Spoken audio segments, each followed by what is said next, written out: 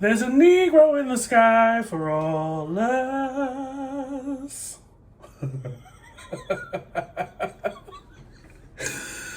Whew. Fendi, like the bag.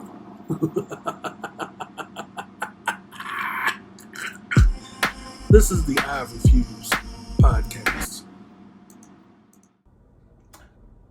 We're back. It's Mr. Fox of the I Refuse podcast.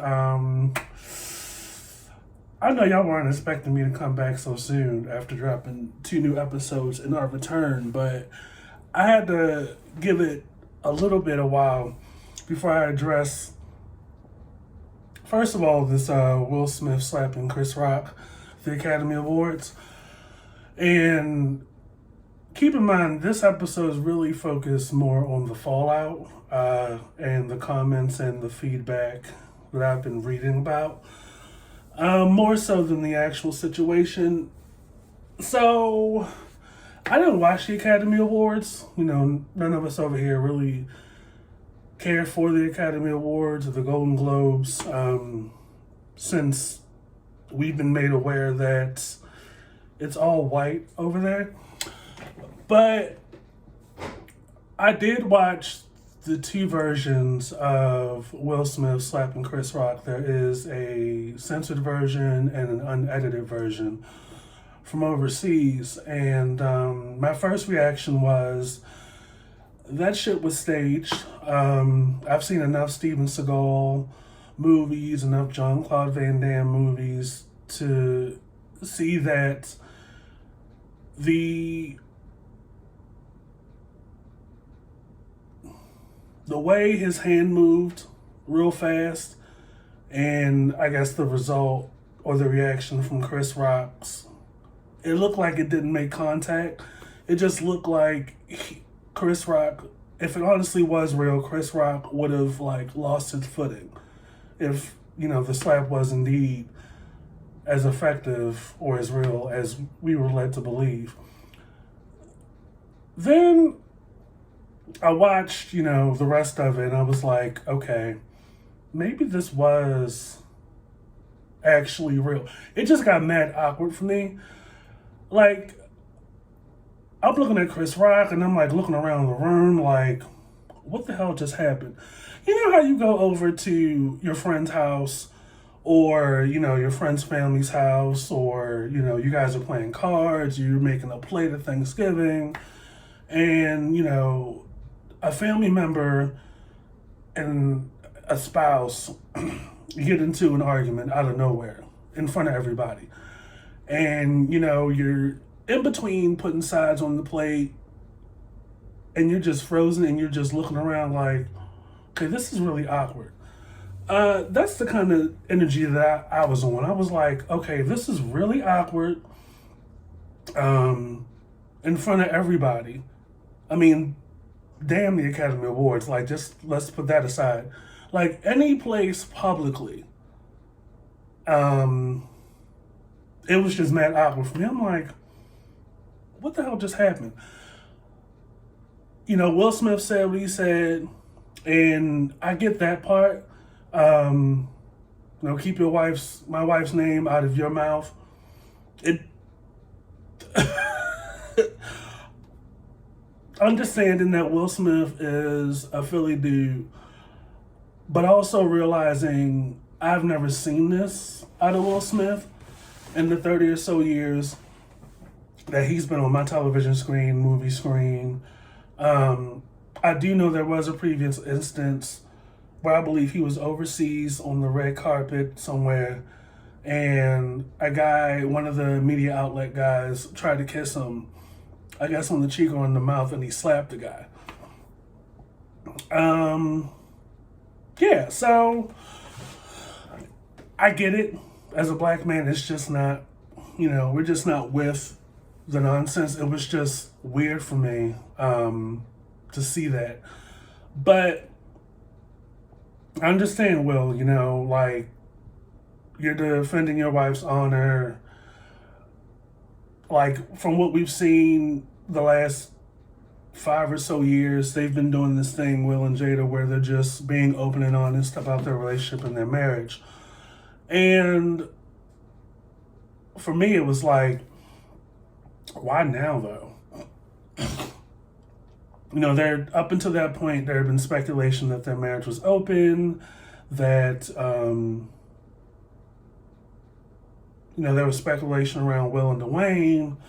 And, for people around my age that have been like paying attention to how Jada was in her youth, no judgment, just like, okay, you guys have no marriage, no big deal. But ever since that August Alsina entanglement thing, there's been a lot of extra opinion about Will and Jada. And for me, as a person that feels like everything is not for everybody to know, I just don't get the appeal of why now, just all this stuff. And looking at the emotion and the tone in his voice when addressing Chris after he slapped him, I'm thinking to myself, to some degree, on some level, Will Smith is hurting and is lashing out. Given the nature of Chris Rock's comedy, I thought it was just a joke. He didn't outwardly reference the alopecia. He just made a joke on the account of her having a close cut. G.I. Jane 2. Okay. And Chris Rock has made success, has had considerable success as a comedian, but also as the de facto black host of the Academy Awards, or just any host of an award show. But it was interesting to me that this situation, staged or not, just kind of divided a lot of people. A lot of people were coming at Chris, bringing up, other odd in their opinion instances where, Chris Rock is someone that has an edgier side of comedy that is openly embraced in not only black circles, but also white circles. On Twitter, there was previous footage. It was kind of like a roundtable discussion with Chris Rock, Louis C.K., Ricky Gervais, and Jerry Seinfeld. And it was a short clip of a longer discussion. People tend to splice and cherry pick certain moments in a broader discussion and then tack a caption on it. In this case, where people are saying, here go Chris Rock, tap dancing and shucking and jiving with the white folks. And the discussion is around who, Chris Rock saying about Louis C.K. to Jerry Seinfeld and Ricky Gervais, that Louis C.K. is the whitest N-word. And they have a discussion back and forth. And I'm like, okay. But then I realized, for many, many years, Louis C.K. wrote for the Chris Rock show when it was on, I think, Showtime or HBO back in the day. And a lot of context is missing. Been friends for a long period of time. And there's a lot of discussion or a lot of writing, creative stuff that those two have probably shared. It was weird, but at the same time, it was kind of like, I get what he's saying. I don't necessarily embrace or accept the N-word in social situations. But again, like I've said on the streaming side of the podcast, I'm not upset. Like, I'm not as offended as other folks. A, because I know I'm not one and I don't know any. And B, what's all the rah-rah gonna result in? Like, what do you want? You're either gonna take the power out of the word, or you're just gonna work yourself up. As someone that listens to rap music and R&B and black music and stuff like that, and listen to other black people try to convey to older generation black people as to the difference between the ER and the A, it's kind of a moot point at this point. You know, a lot of people, from what I've observed and what I've researched, you know, a certain generation that grew up in the 50s and 60s is not going to understand. And those of us that grew up after the fact are not going to be successful in conveying or persuading them. I don't know if there's this understanding or this perception that usage of the word waters down the progress that people from the civil rights era has made to this point, or people are going to understand that it is a sense of endearment amongst friends, and there's a sense of loyalty that comes with that word. It's a cultural thing, tomato, tomato, you know, you're not going to convince everybody, but watching that discussion, it was funny to me, and I took it as there are some people out here that are not black that just move in a certain way that reminds black people, oh, well, you know, you're white, but you kind of move like we do. Or you, to some level, understand or try to figure out, or you just have this lingo or this attitude about you. When I think of what they were talking about, I think of guys like Mike Rappaport, you know, Louis C.K. was in that video.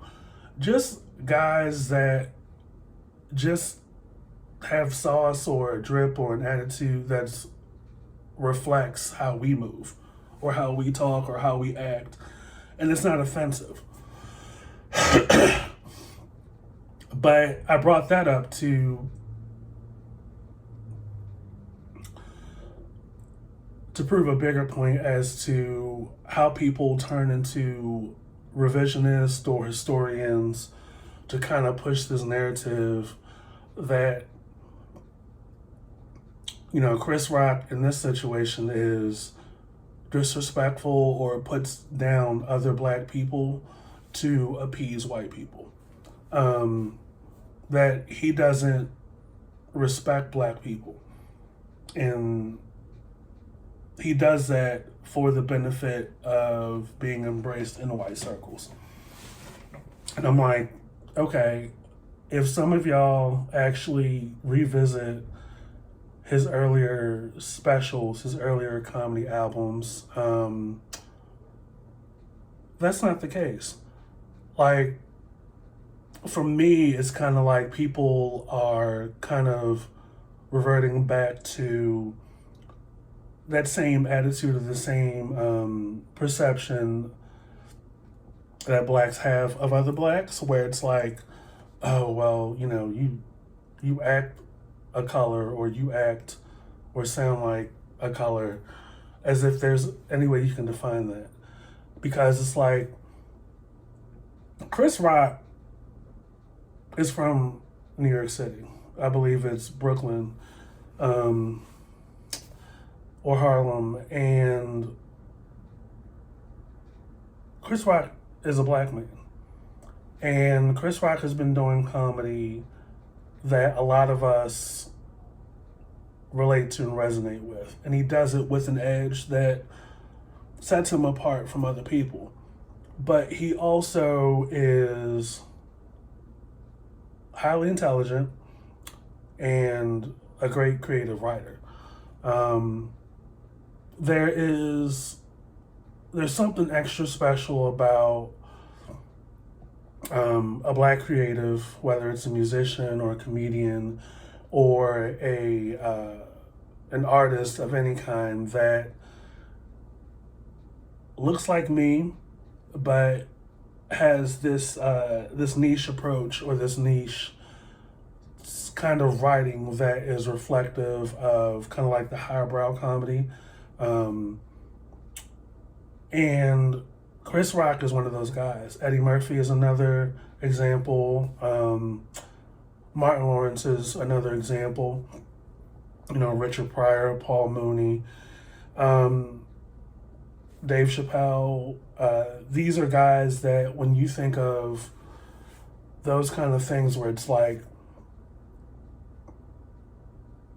they could take it in a direction that's neither offensive or unalarming, but for those of us out here still get the message that they're addressing inequality in a smart way, or they turn the table as to in such a way that's like,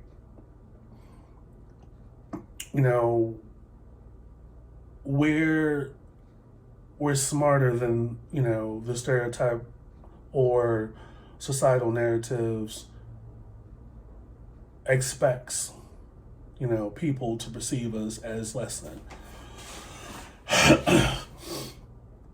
And it was interesting to me that on the other side of that situation between Chris Rock and Will Smith, there was more respect for Will Smith, but also calls for the Academy to take back his Academy Award for Best Actor, which he won for King Richard. I haven't seen the movie, but you know how you can see a trailer or listen to the song? I've listened to the Beyonce song Be Alive 1,000 times, and it's just like, this is great. I plan to see King Richard, but it's interesting to me that people were just so quick to make these calls or have an opinion that the Academy Award should be taken from Will Smith for assaulting Chris Rock. And I'm like, out of all the things I've seen on award stages, specifically that stage over the years, where it was just like, really? I've seen white men kiss just open mouth, slap down black women on those stages, like that you've never ever in history put those two together before. Just without consent, just dip a black woman, make out with her in front of everybody. Adrian Brody and Halle Berry. I've seen some pretty interesting things. That's the first thing that comes to my mind. But here you have Will Smith, who has put in a considerable catalog of work, music, movies, television, or whatever. And, Ali being a great example, as one of his finest roles. Pursuit of Happiness probably being a close second. Haven't been nominated before for Golden Globes and Academy Awards, but has never won. This is his first win in his 30-some-odd career for Best Actor. But you want to take that away from him over this. My thing is this. If Chris Rock and Will Smith are cool, if Chris Rock doesn't plan and has never planned to file assault charges or file a police report or go on this whole campaign against Will Smith, and at some point they're probably going to talk it out and they'll be cool again. If those two parties are cool with it, everybody else should be. I don't know the nature of their relationship. Will Smith and and Chris Rock. But, context does matter. I mean, let's just suppose, Chris Rock knew about Jada's alopecia, right? That would lend a lot of weight as to the joke, and would lend slightly more justification towards Will Smith for slapping Chris Rock. I don't always condone violence, but I'm also aware that context does make a difference.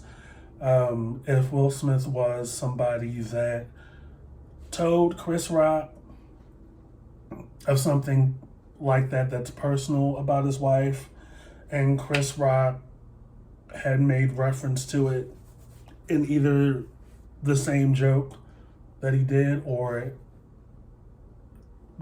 delivered it or presented it in a different way, then I get that. I get Will slapping Chris Rock. But I also get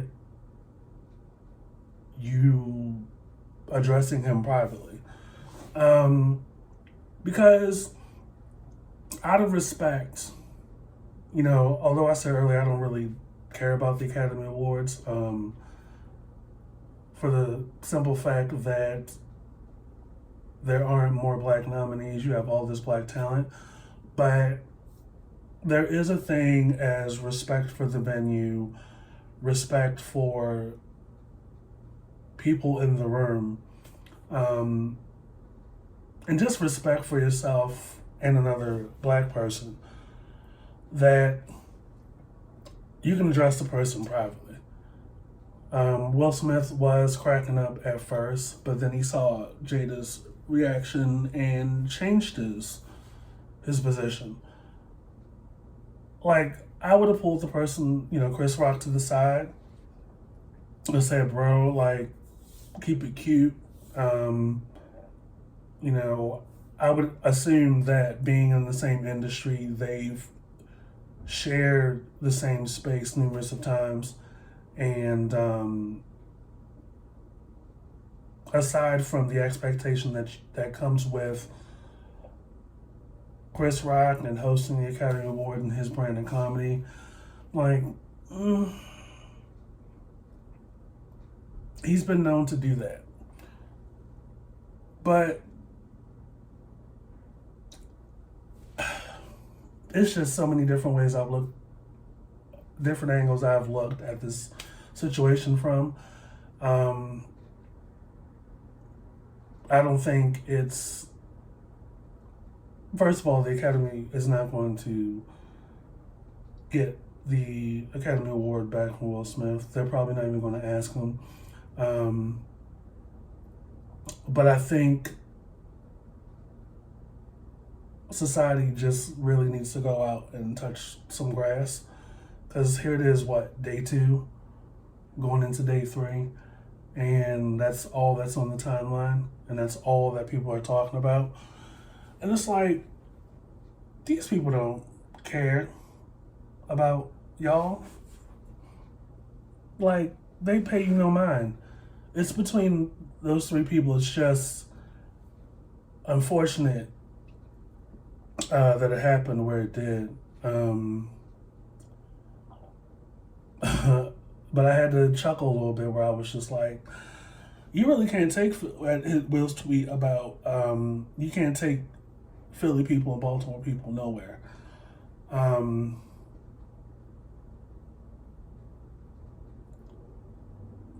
It's just weird to me, man. It was just so weird. Chris,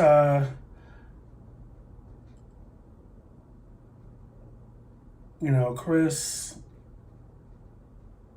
very professional about it, handled it pretty well, and went on about the show.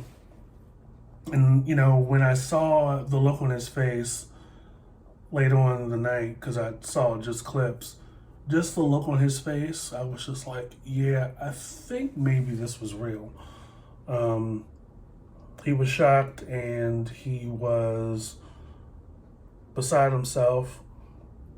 And in the brand of comedy, there's a lot to be expected. Everybody's not going to be cool with the joke. Everybody's not going to be. People are going to be like, that's a little too far. Very rare have I seen, as long as I've been watching comedy, people get physical with a comedian.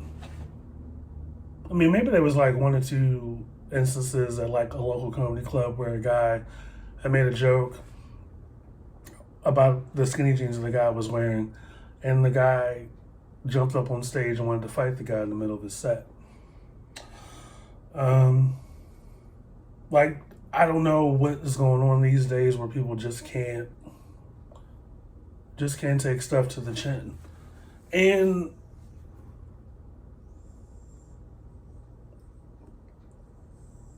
it's unfortunate that where we are, especially in the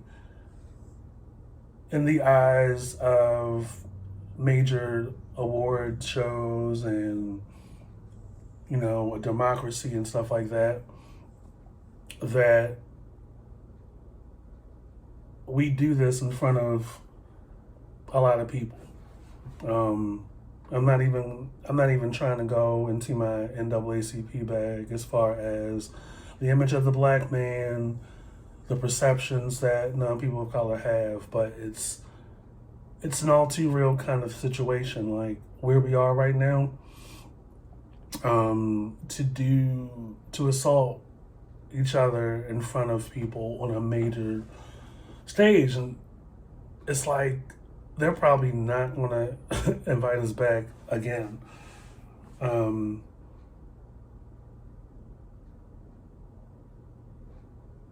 all about defending your spouse's honor, but it's like, golly, there's a time and a place. I didn't even know Jada had alopecia. I just thought she liked to keep her hair close. Because as long as I've been around, for the most of her life, her hair has been close. Aside from like A Different World and like Set It Off, I've never known her to keep her hair close, except for like the last 5 or 10 so years. I've never heard her mention suffering from that. But that's kind of besides the point. I'm just trying to think.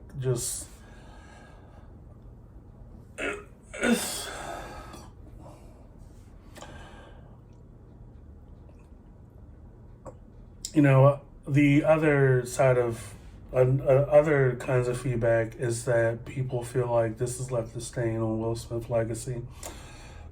And I'm like, not really. Because Will Smith doesn't have a history of this. If anything, Will Smith has, in the last couple of years, of being vulnerable and open about his relationship and his marriage.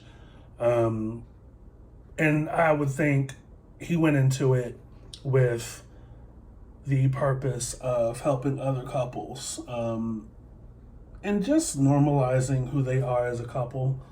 The rumor mill has been circulating for years. People have been nosier than ever about their relationship and their marriage, especially with this August situation. Well, since the August situation. And it's like, this red table talk thing has kind of been, I guess, a blessing as to normalizing the two of them, opening up more about being a blended family, adjusting to, your kids being adults now and having their own lanes of success, and opening up about the past. I don't think it'll leave a stain on his legacy. Will Smith has apologized. I don't think he should have. Because, people love to dissect and come up with their own opinions, the reception has been mixed at the best, at the most. I still say the shit was staged. I don't think the joke was that big a deal. Chris Rock being Chris Rock, people are not going to get the comedy. People are not going to react the same, and that's fine. Me personally, I said what I said.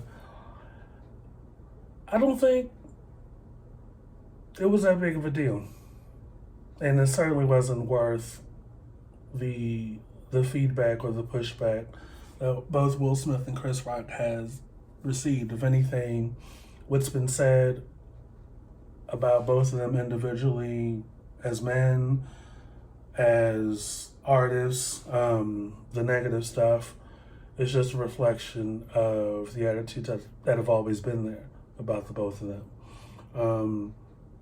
Chris Rock hasn't been funny in years. All right, no, Chris Rock is funny and has been funny. It's just interesting to me the moments that people take to share their real feelings about somebody. And it has nothing, what's happened on a personal level has nothing to do with their talent. Chris Rock hasn't been funny in years. Okay, what the fuck does it have to do with him being slapped? Or, Will Smith, this could leave a stain on his legacy. Why?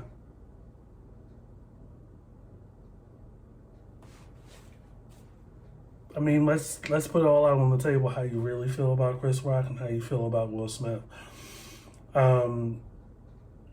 Chris Rock's comedy and Chris Rock is not for everybody, that's fine. But, this litmus test of talent or how funny a person is against personal things is just weird. Y'all, it's just a weird take for me.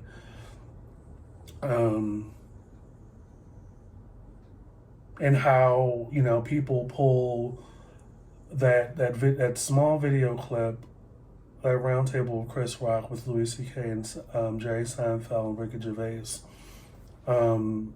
into the narrative to support how they really feel. It's like, that's weird. Like, to imply that a black person that is in, white circles talking about their relationship with other comedians, and you say he's shucking and jiving and he's tap dancing for them. It's like, y'all are weird. That's just very weird to me. And it doesn't really help when we pull, slave lingo and Jim Crow lingo, negative connotations that non-people of color and non-blacks have put onto other black people into these narratives. That's just very weird to me. It's absolutely possible for a person to just be funny and be an artist and have worldwide appeal and then not be shucking and jiving or tap dancing for white people.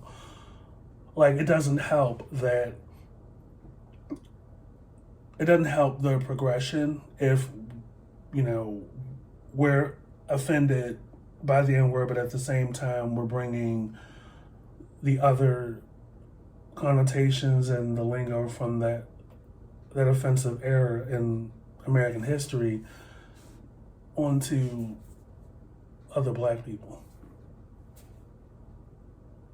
Like, that makes it deeper and bigger than the actual situation. Like, okay, Will Smith slapped Chris Rock. And then, we want to keep moving the line and the goalpost on other people's art or other people's music or other people's feelings and attitudes and behaviors because we're uncomfortable or because another person that doesn't give a shit about us is offended. I mean, opinion's fine, but how many of us are actually sitting back questioning or asking why or how as to the attitude behind some of these opinions that we're reading about? Whether it's on Facebook or Instagram or Twitter or just the comment sections under the articles. Like, come on. Like, if anything, the feedback or the response is actually worse than the situation. Nevertheless, I'm going to get up out of here, eat my barbecue chicken salad, and wish me well on my Marion tour. As you can tell, I haven't coughed once during this video. So we're making progress. This is Mr. Fox the I Refuse podcast. Bear with us as we try to keep this podcast afloat. Be sure to check out season 3 of the I Refuse podcast on all streaming platforms. The link is in the bio. And stay hydrated. And keep your eyes on your own paper. And stay up. Bye.